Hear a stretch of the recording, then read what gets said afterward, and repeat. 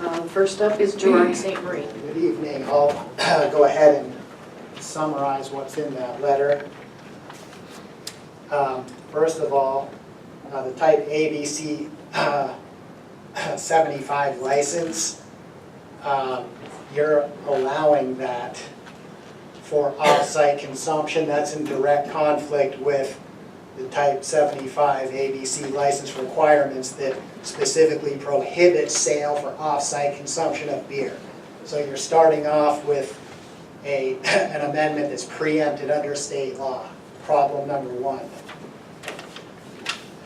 Number two, you have some big problems with notice.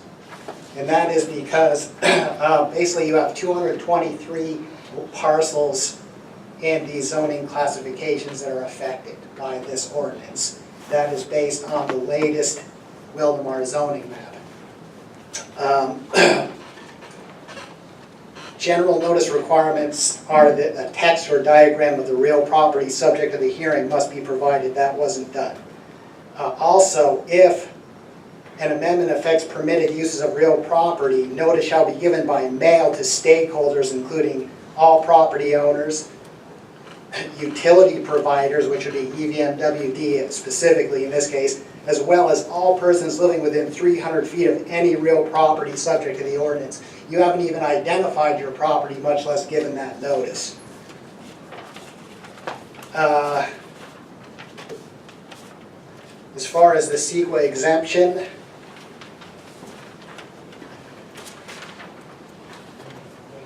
the 223 parcels,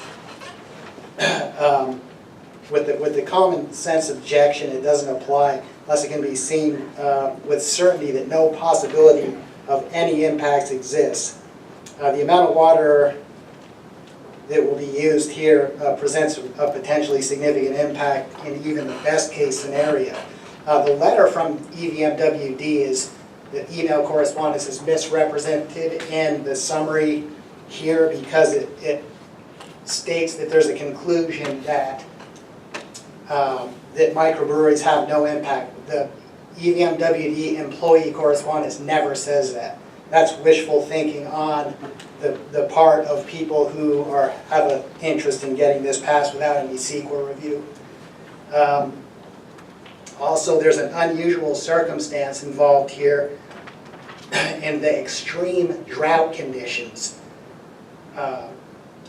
cumulatively affect the water use contemplated here. I mean, you have 223 parcels. Every single one can be used for this purpose. Thank you. Next speaker.